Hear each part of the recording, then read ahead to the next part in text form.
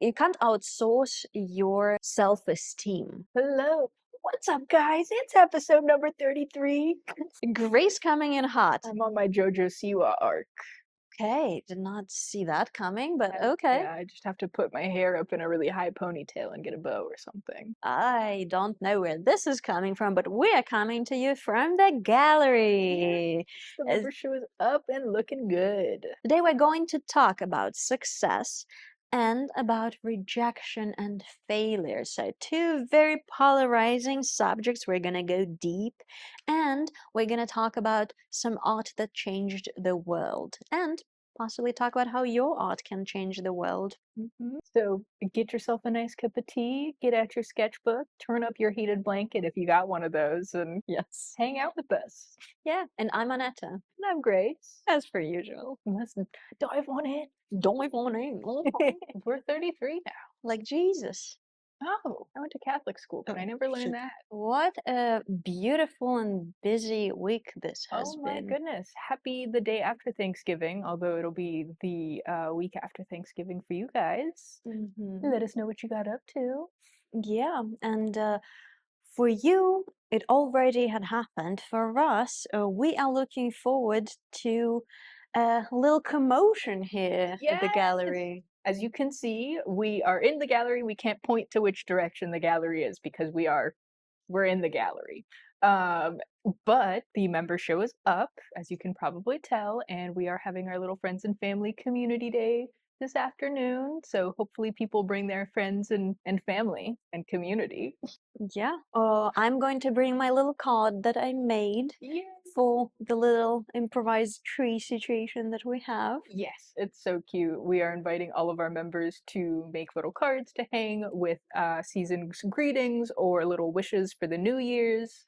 I did one this morning. I've got a little Santa Claus up there. So Aw. yeah, a little bit of creativity for you. Yeah. If you weren't able to get your work in the gallery for this show, you can still have your work up in our gallery in a way. So In a way. in a way. In a tiny small format just like Grace loves. Yes, and they're so cute. I have been really enjoying looking at all of the cards. We have a couple people who've done like collages. We have somebody who just done some fiber arts. So people are really thinking out of the box with this one, which I love.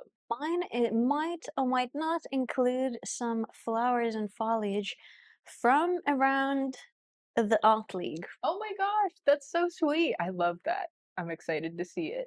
Oh, I'm excited to spend this day with you and all of our members, not all, but some. The people who can make it. Yes. Hopefully a lot of our members and our community. It's going to be so fun. I bet you wish you were here. You can be here for First Friday Mm-hmm. if you missed out on our community day. So, that's gonna, by the time this comes out, it's gonna be this Friday. Yep. So When you see it, head over to the gallery to check out all the beautiful art. Some of it you can see right behind us, and Sam's. Can they see? Yeah, they could see Sam's beautiful, fun work. I don't know if they would be able to spot, but there is my There's piece Anetta. right there. And I was not the one lobbying for this spot, just Yeah. FYI. It was cold in the theater today, and I did not dress for it being cold. I'm really excited to attend. I feel like the culmination of the year is coming to its fruition, and same for me, honestly. I am going to bring the bag that I have made. I finished it. It's done.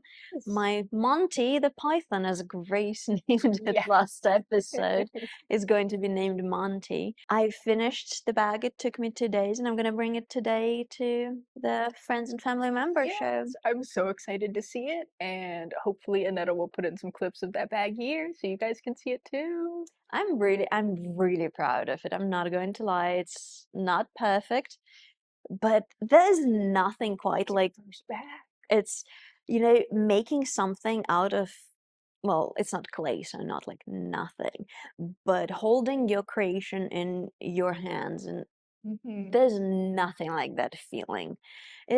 Artists are alchemists and artisans are alchemists. No one can convince me otherwise. The high It's magic that you get from it is unmatched. When you finish a piece and you're like, "Oh my god, I did Mhm. that. Mhm. I birthed Yeah, that's my child. Okay, to be completely honest, I did revel in the completion of it for a little bit, but then my mind immediately went into like, okay, how can I improve it? Because I've learned a lot from making it, Mhm. and I was like, okay, I would make this different, and kind of like you're picking apart, even though you are happy, but inevitably you're Right. kind of like, You're proud and you're happy, but you're like, "I could do this, and I mm-hmm, could add that," and mm-hmm, I think that, it's so important to have both because it's like if you're totally satisfied with what you make, like what's gonna motivate you to make something better? yeah. So you can bring that energy into your next project still while being, super stoked on the piece that you made. Yeah, that's a So, really good point. I feel like that allows for that space for growth. mhm, But I'm really happy with the design. All of my kind of pointers were towards technicality, and honestly, a lot of it you, like as a consumer, if you were to be handling the bag, you wouldn't be able to see it, but it mhm, would be like on the inside between the mm, lining and it's very technical, and I'm so all in and so happy. And I was like honestly proud of it. Like, okay, I would be yeah. happy to display this bag like at a, members show or something. That would be such a cool submission. Next member show, you gotta submit some fine leather goods. Yes, yes. And I'm just honestly, most of all, I'm relieved that I have done the animal proud in my eyes Mhm. and honored it and made it into something that I would be wearing on the daily. And I feel like with art materials, I don't know if paint is the same way, but sometimes depends. It Like if depends on how expensive your ex pigment is. spot on. I think you're spot on. Sometimes when I'm handling like expensive paints, Mhm. I'm like, oh, I don't want to waste it. I don't. You're like, "I want to make sure Mhm, that I do it justice or that I'm not, yeah, wasting it." But mhm. I feel like when you're working with something that's like an animal product, there is kind of a difference between like, this is financially, monetarily expensive versus like this is a being that like has died for this. Not to be I mean, dramatic, but not it for kind of this. is. Usually it's a byproduct, thankfully, but yeah. Yeah, yeah, but they gave up with their life, and now you have their skin. If somebody was gonna skin me, I'd hope they did something good with it too. Oh my God. In this episode, Grace is getting dark. When am I not? Yeah. Look, I love consistency. No, I Yeah. think you're spot on, and that's important to also find the balance between that exactly, like honoring the material, honoring the pigments, the paints, and allowing yourself to try and make mistakes and see how you can make the most out of it. Yeah. Well, it sounds like, you kind of get around that, wanting to make sure that you're making good use of Mr. Monty the Python, while being able to like experiment and try things and allowing yourself to fail. Like you started out with the felt, you Hmm. start out with a different thing to do a mock-up, and then once you're ready, you take it to the next step. And so Hmm. trial and error.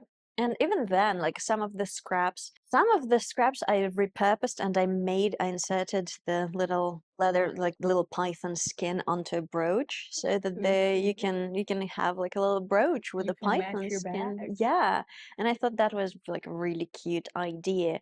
But some of the scraps that were not as like, let's say, aesthetically pleasing that I wouldn't be able to reuse, I used them to try the snaps, how the Hmm. snaps would act with this particular skin, because it's different even like when you try it on leather and then the python, Hmm. and just taking everything that I can into use and not being wasteful. Hmm. I'm on To such a hear it. high. I love when you finish a piece that you're proud of and then you're just like you're coasting off of that for a minute. And I feel like it opens so many doors creatively for you because you're like, I have this success under my belt, and so now I'm gonna do something a little different. You get to be a little brave, I think. Hmm. And that's what you want. I think that's what makes your art better and pushes you is when you like feel more comfortable being brave. Hmm. And I think what you said about coasting on that success, I feel like personally I needed to hear that, and I feel like a lot of people need to hear that too, because that's what prevents you from immediately jumping to like what's next, what's next, what's next, even though again it's important. But hey, let's celebrate our successes and revel in them for a little bit. And you know, sometimes it's your success looks like having your art in a gallery, which is Mm-hmm. What more do you incredible. want? Yeah, that is an end goal for a lot of the artists, besides obviously selling their art. But kind of celebrating this and taking a moment to honor your path and honor your journey and how long it took for you to be here, and to like see your piece on the wall or to hold the finished product in your arms, and how honestly big of a deal it It's is. so fun. And I think that that's true for art. That's just true for life in general. I think the more times you take to like take a second and celebrate whatever success it is, whether you got a job or, you finished an artwork, anything like, anytime you make progress in your life, I think it's important to take a minute to celebrate that because, Hmm. otherwise everybody remembers the bad memories. You got to make sure that you remember the good things too. And Yeah. so taking a moment to be like, I did that, pat yourself on the back. Yeah, and honestly, I feel like events like today's events, the family and friends celebration of our members, is a beautiful, beautiful example like that, because that was one of the first things I thought, honestly, of bringing my bag here and knowing that Yeah. I can share this happiness with people, even though it might seem silly to some. I know that I'm going to be surrounded by Mhm. like-minded Other members people of who my are community. excited about the things that they make and the things that you Hmm. make. And I also think that it's important to like bring your friends and your family to come and see your art because there's nothing like getting to see the people that you care about, their work like in the gallery setting. Maybe you're always seeing them hid away in their studio working on things, but then to get a moment to actually see it up in the gallery, it's so exciting. Yeah. And I know we promised you to talk about the failures in the Oh previous yes. episode. And all we did in the beginning of this episode is to talk about the successes. Hmm. But I just feel like being in this space and seeing all the beautiful art from made by the talented people in our county, in our membership, in our community, that kind of it's hard to talk about failure when you are surrounded Right. by this much brightness and success. But I feel like that could be a good transition. It's a good little segue. I think Hmm. that as important as it is to celebrate success, learning from, I mean, last episode we were talking about rejection. And I think that rejection and failure kind of coincide, you know. Um, I think coming from an arts org perspective, it can be a little tough because we have juried shows, we have things that people submit their art to, and logistically we cannot fit. I think we got like 300 and something pieces submitted to our landscape show. That one's one of our more competitive shows of the year, and we can realistically only take about 70 pieces in the gallery. And so there are a lot of tough choices that the juror has to make. And I think that it can be difficult, if you work really hard on something and you submit it and you get that letter that's like, I'm sorry, we couldn't take your piece. But I I also feel like people should know that it's never about like the skill or whether your work is good or bad. um Jurying pieces into a show is super personal. Art is super subjective. And the jurors work so hard to make sure that they can represent different mediums, different techniques, different styles. And so, it's almost never a judgment on like whether your art is good or bad. It's just It really is about creating a cohesive show, Mhm. and I feel like the most you can understand this position the most when you are curating Mhm. something or curating a collection, and some pieces inevitably have to fall out, and for that to not be taken personally, which I think did I mention in the previous episode that it's really easy for me to not take any kind of rejection or someone not liking what I do personally, Mhm. because I am deeply rooted in knowing who I am and what I do. And honestly, seeing it from the point, like for example, talking about the landscape show, I submitted a piece that to this day, I really love this piece and I'm really It was proud, super cool. I liked it. but it was really not fitting into okay, to be fair, I should have seen who the juror is, and when I saw her works, I knew that my piece is not going to be fitting Mhm. in the theme. But I still submitted, first of all, because well, the submission fee just goes to the art league, and hey, we need we need some heating in here, Oh, yeah. okay? So we can donate a scal.org. Please. Yes. But also it's like, hey, you don't know, it's worth trying, Mhm. but it's not a reflection on my piece, and it doesn't knock me off my pedestal of being happy with what I created. And Mhm. I've learned so much from creating that piece, and so much love and attention and care, and so much learning came out of it. And also I've inevitably kind of tied it into the art history of pointillism as a movement, and kind of me, shockingly to myself, kind of creating something pretty close to pointillism and impressionism that was unexpected for me. And that by itself, the outcome was way more valuable than even seeing that piece on the Mhm. wall. And not to mention that it was a landscape, and it was just I I create what I create. I like what I like, and I'm not willing to what's the word? Compromise? Yes, thank you. Compromise just to fit my piece into the show. Not at this time, at least. Maybe someday.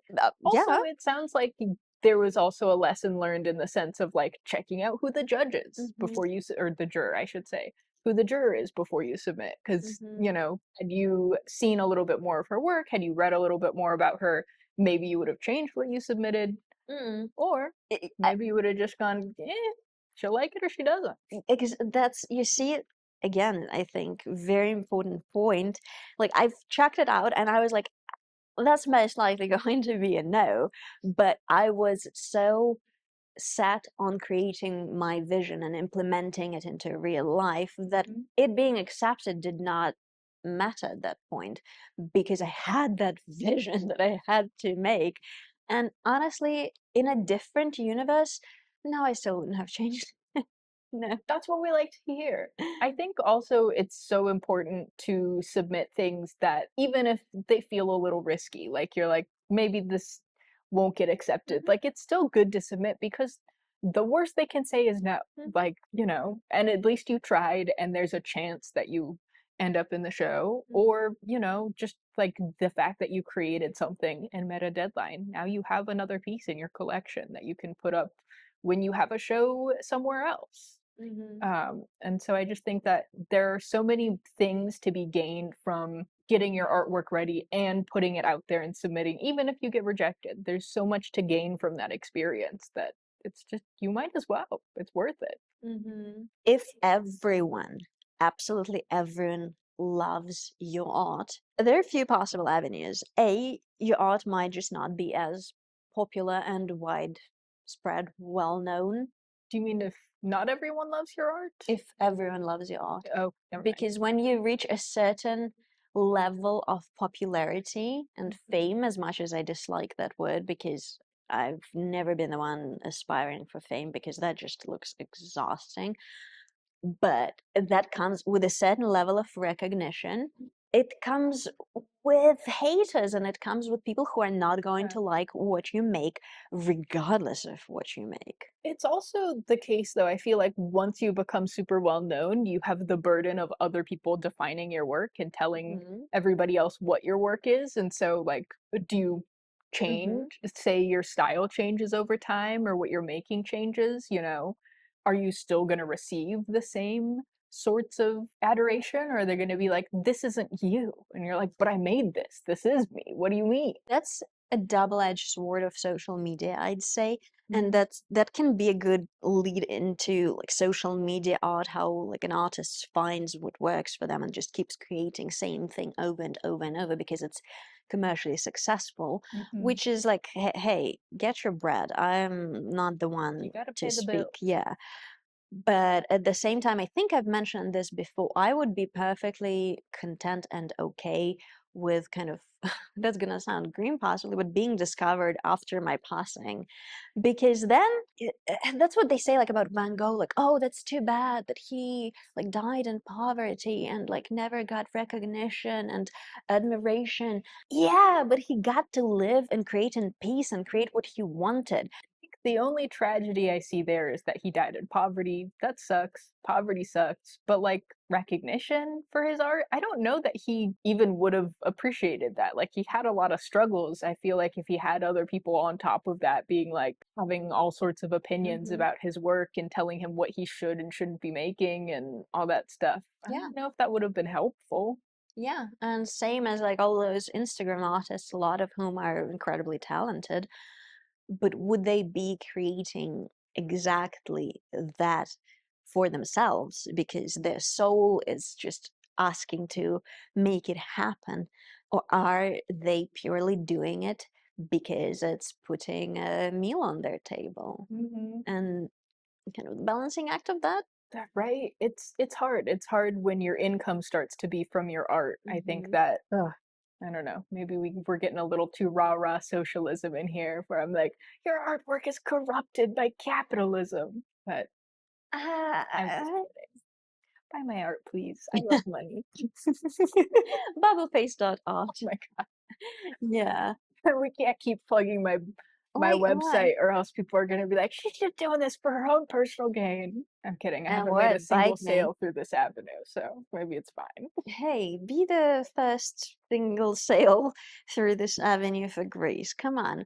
Artists need to eat. It's true. But I feel like tying it back to rejection and admiration, it's like a walking on a tightrope, Mhm, not being swayed by rejection and people telling you, like, hey, that's not good, and kind of like taking in the constructive part of it mhm, and internalizing that, and then people raving about how awesome it is and taking the constructive part of it. But I think it's really important to not take either too personally.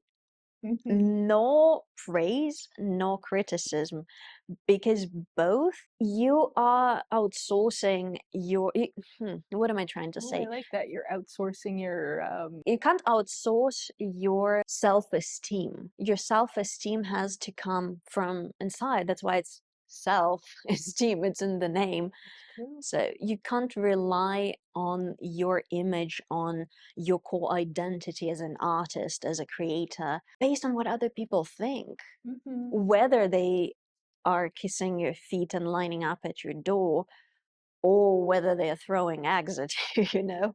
Hey, eggs are expensive. That's a compliment if somebody's throwing eggs at you. That's the perspective we appreciate, exactly. Also, I will say, speaking of rejection, in terms of like the gallery setting is one thing, but also if you are submitting your artwork for like a solo show, if you are reaching out to a store to see if they'll like carry your stuff, and they say no, I think that because I've had to do a few instances where you like create a marketing packet, you like have a bunch of photographs of artwork that you send in to be like, hello, this is my art, it's all in this one space. Take a look at it and let me know what you think. And they say, like, we'll pass this time. You still have that marketing packet. You still have those materials that you've created that you can now send to wherever else. For every one gallery or store that you're trying to set your stuff up at, there's a bunch of other ones that you can still send that same material to. Mhm. And also, no harm in being like, hey, what was it about my thing that didn't vibe? Sometimes they're just like, we don't have any space, which is fair enough. Other times they might just be like, it wasn't super easy for me to read and Didn't vibe. it just didn't vibe. And then for the future, so you Mhm. can change your stuff up a little bit. But I feel like all of it's a learning opportunity. So, Mhm. And that's an interesting perspective to bring, because when you were speaking, I immediately related it to my experience, like in my late teens when I started doing personal styling and Mhm. working in like fashion shoots and like in the fashion industry. I would just reach out to all the people I would like to work with. And I'm not kidding, I was writing hundreds of emails. Out of 100, This was before AI. it, They had to do this analog. yeah, and I was happy to do that because I was really passionate about what I was wanted to do, and I really wanted that experience. So let's say out of 100 people I reached out to, 10 would respond. Then the communication lines kind of break down, someone forgets to respond. Out of those 10 people, I would work on one photo shoot.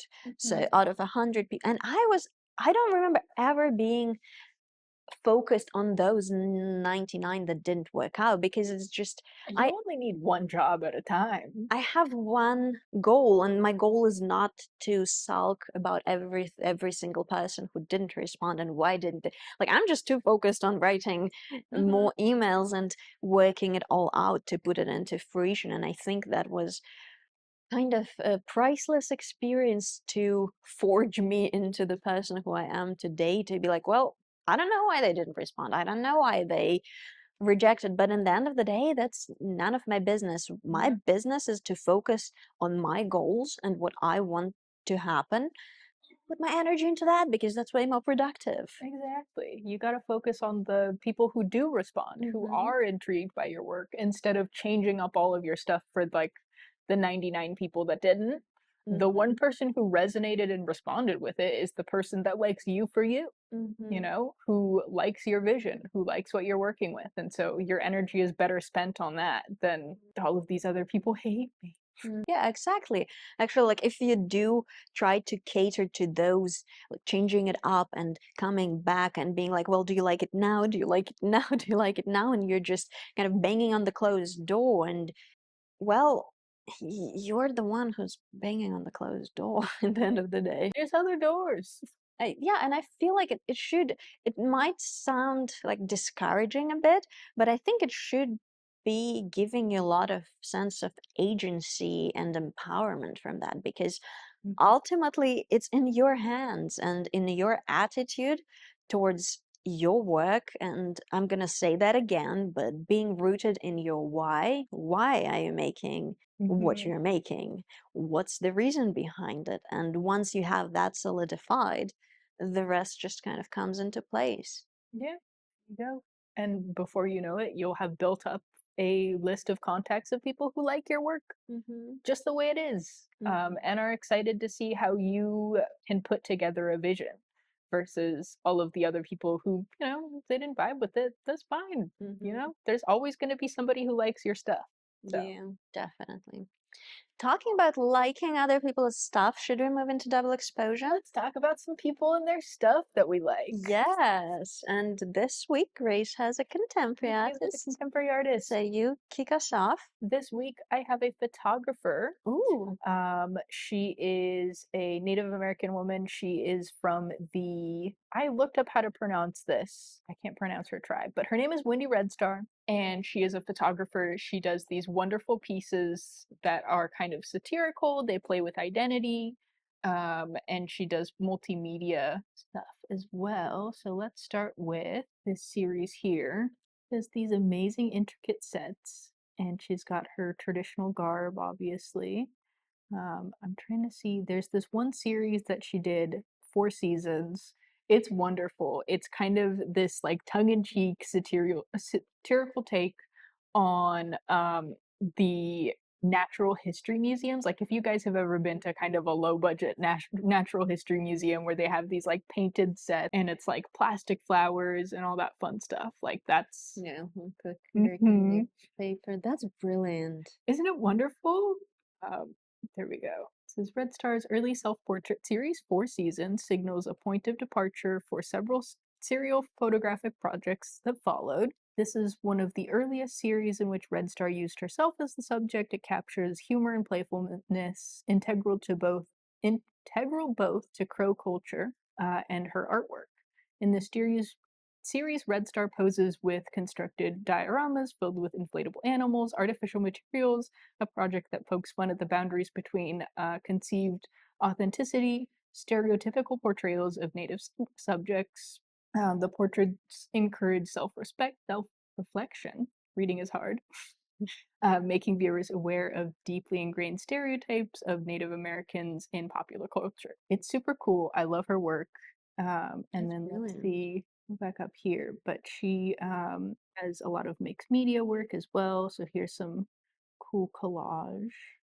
And then another series of hers that I like is A Float for the Future, where she has all of these cars.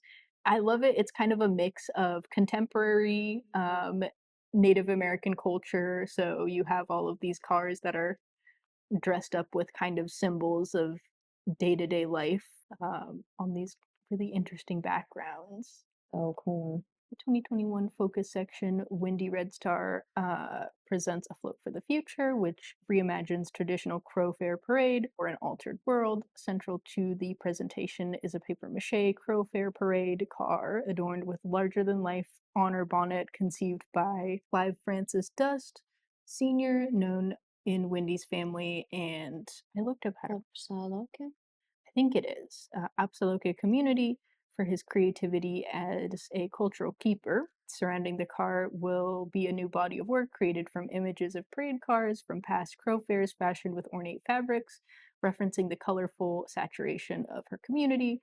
Red Star offers us a celebration of past and present as an answer to the question, how do we move forward? It's amazing. I love her use of color and patterns and texture in her work. It's so clever. It is a very, I would say, safe way to express a very contemporary and very painful Mhm. subjects, because I would imagine being a native person, and when you used to have all that land and all of the Mhm. cultural richness, and now And being freedom, and and freedom. freedom, and now being diminished to reservations, and ironically, those like blow up deer in a national museum on a low budget exhibit. Mhm. That is just such a brilliantly satirical yet palatable representation of it. So Right. that is just, I, I I love how tongue in cheek it is. I like that it's because I think there's a lot of like, oh, poor, whatever, like patronizing view of, we need to help these poor people. But it's like, they're strong. They're doing their thing. but why do we need to help them? What happened? Yeah, what happened? What happened that we need to help them for? What Um, did we do? I think it also leads to the interesting dialogue of like the dichotomy between giving sovereignty to these people and their land and allowing them to self-govern while also being like the United States government and its people have like plundered their resources. So even if like they're offered sovereignty now with what they have, like what can you build on that? Mhm, And so it's an interesting and ongoing debate. mhm. And I just thought it was an interesting topic to talk about post Thanksgiving. Oh, yeah, brilliant. So, I just wanted to go over one more, her 1880s Crow Peace delegation. So these are archival photographs that she goes over and circles and outlines different parts of the things that people are dressed in. Mhm. So it gives you a little bit more explaining as to what all of the things mean, because not all of these people are here to explain Yeah. all of the pieces of their garb. I think it also is helpful because if you've survived 2016 in the Coachella era, everybody was running around in feather headdresses. And like all of that means something. So I think that it's nice to have a way for people to actually look and see and be like, oh, this is what all of these mean. Mhm. So I definitely encourage you guys to go and check out her website, wendyredstar.com, and then you can, actually zoom in on all of these and learn what they are.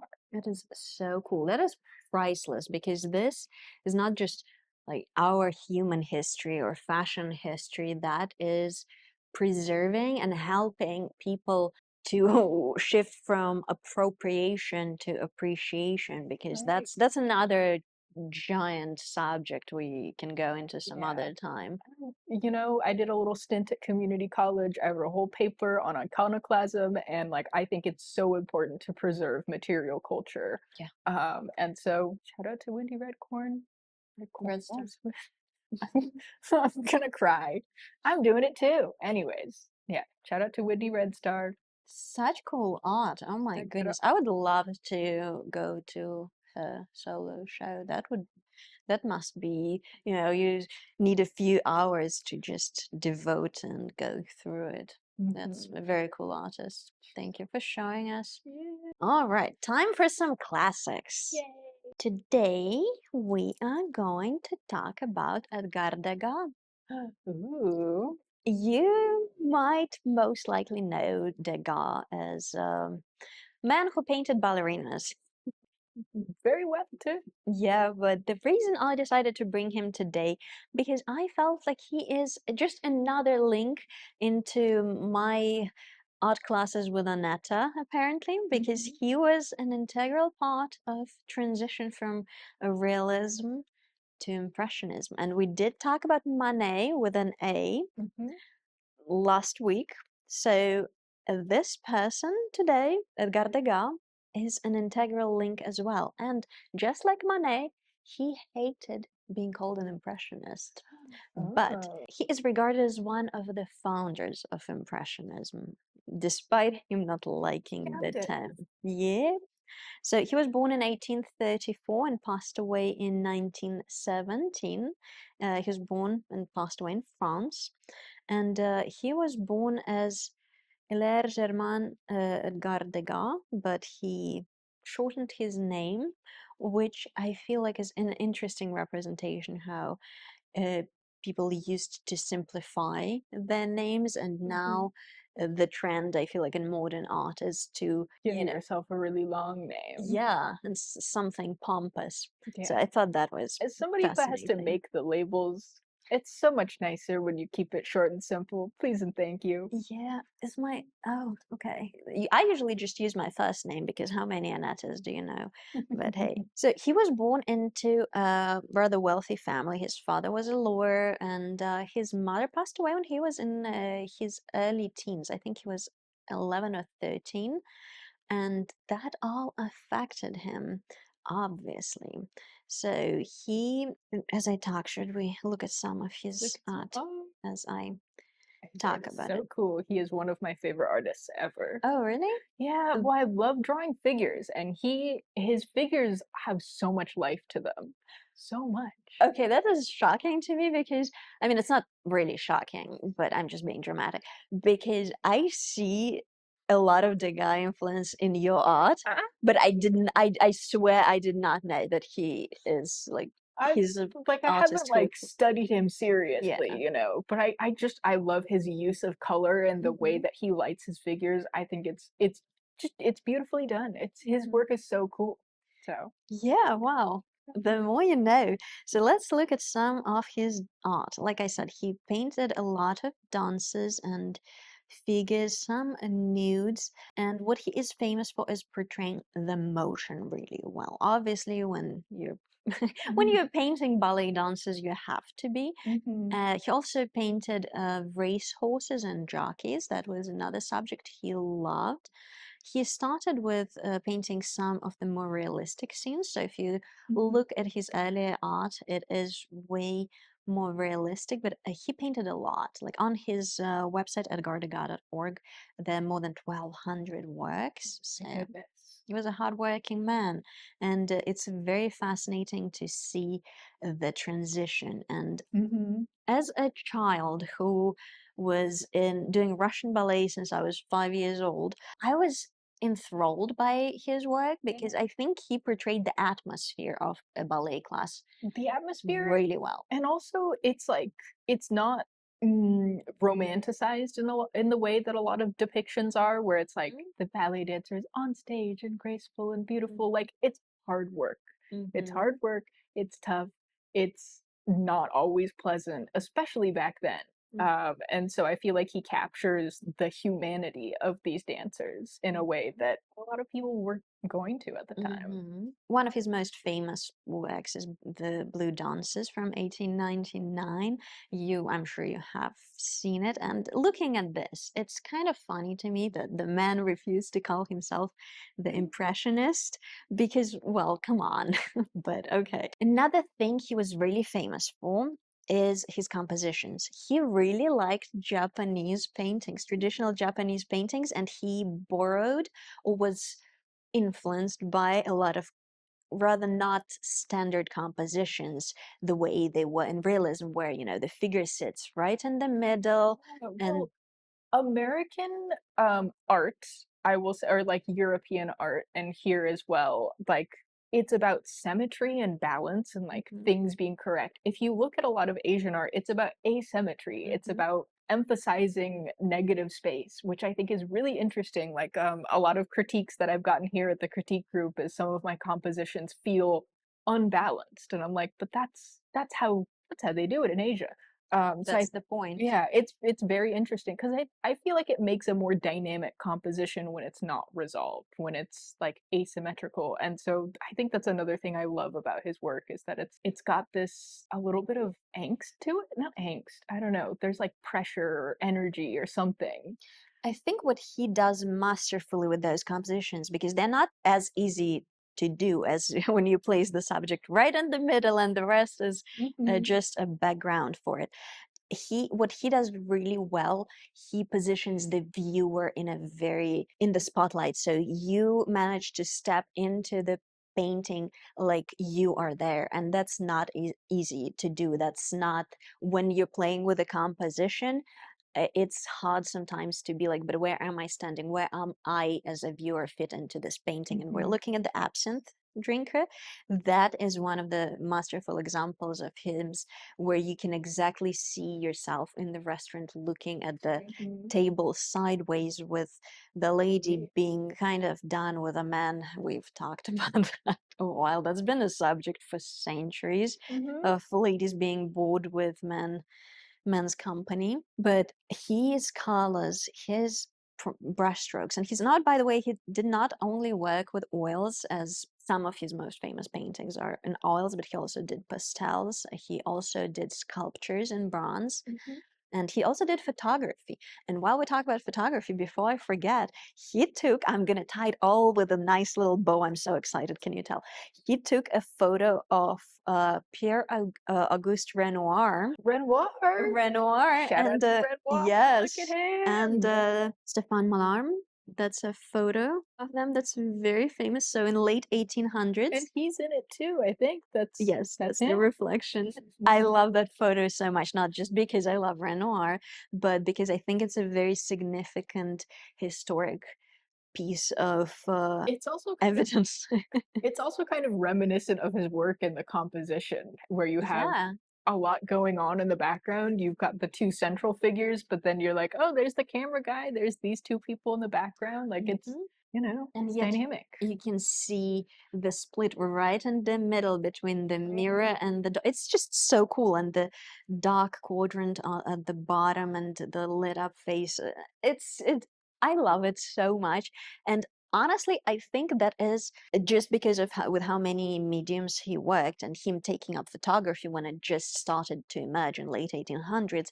It's just like, well, come on, how can you dig yourself into the point like, no, I'm a realist? And I Hmm. think that's kind of the rebel and the identity that you aspire to have fighting with each other. I think there's also freedom in like telling yourself that I this is my style and this Mhm, is just how I do this genre versus like I'm an impressionist, and so like there's still so much realism to his pieces even though they're mhm, technically I guess they would be impressionist. mhm. Um but I think that there's just Monsieur and Madame Edouard Manet, okay. because they were friends. This one, The, Green Dancer, is my favorite. It's really? my favorite. I love it so much. The lighting, the amount that's happening in the background. I just adore the way that the costumes are done. I think it's just a beautiful piece, and it makes me so happy to see. It's beautifully done. Again, how is that realism? I'm not entirely sure because it's so whimsical Mhm. and it's so full of life and joy, and it's almost like Just dreamy. mm-hmm. And well, once we're talking about our favorite paintings, I'm going to show you the favorite painting of mine that doesn't have dances. It has a horse and a dog, Oh, cute. and it makes me laugh. It just look at look at this dog. Look at that dog. Oh, can I pet that dog?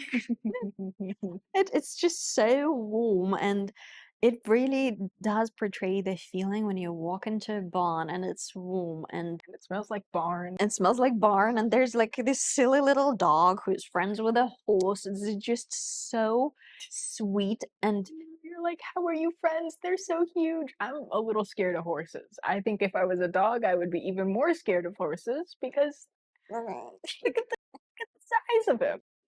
he is a little, He's just a little guy. I love this painting so much, and not just because he kind of looks like my dog, just black and white, but it's genuine. Like I've loved it before. Mhm. Oh, it's just so dreamy. Some of his Oh, jockeys, and I love how he sometimes interjects an the object post in the center of the, yeah, or the wall because covering. that's how you see things in real life. Not everything is Mhm. symmetrical and perfectly composed all of the time, you know? Sometimes you're in a moment and there's just a beam right in the middle of what you're up to. And Yeah. I think that that's such a lovely detail to add to your work. That used to be one of my favorites, the dance class. Hmm. And what that makes me feel when it's slightly cold in the dance room and you're wearing your costume and you're all kind of getting ready and it's a rehearsal. I feel like it's portraying the mood so beautifully, and the Hmm. space, the entrance kind of, you can take a glimpse into another room. So it's really spacious It's despite we're very active in there. There's a lot going on in the class and in the other rooms, and Mhm. it's wonderful. And talking about him experimenting, I was like, okay, sir, I see you not wanting to be labeled as impressionism. I am going to talk about pointillism. I know I've spoke briefly about my dabbling into pointillism as a branch of impressionism. I find it very interesting. And this work, Dancer and Tambourine, I was like, okay, if that's not a rendition on pointillism, I don't know what is. What are you doing, sir? Realism? You are an impressionist. Or one of the founding members of it, Yeah, if I may say so myself. you've dabbled in there. But exactly, and I think I commend him for trying so many new Hmm. things and venturing out into mediums and subjects and just trying things out. And well, I get that. I get that it's not easy sometimes with the labels. But yeah, look at him. Hmm. He's a man of many hats, and sometimes those hats are impressionist.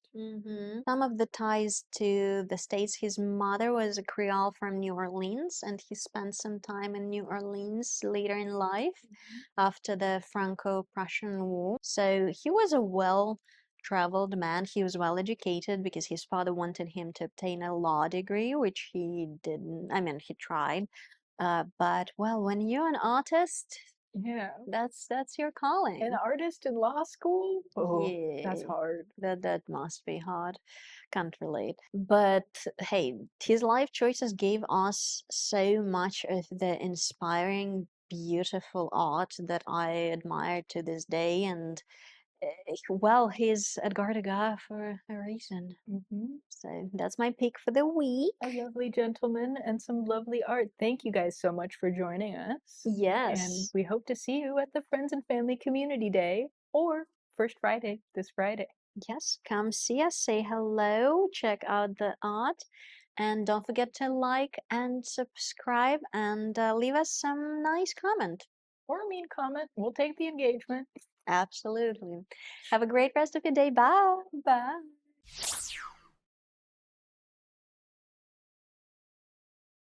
I made these. I made She made these. those. Get a Yay. load of those pants. They're so good. Also, you got to show them the little tag. Oh, yeah, I that's love that the me. tag's on the outside of the pants. That's so good. Yay. I made that. Thank you, thank you. Yeah.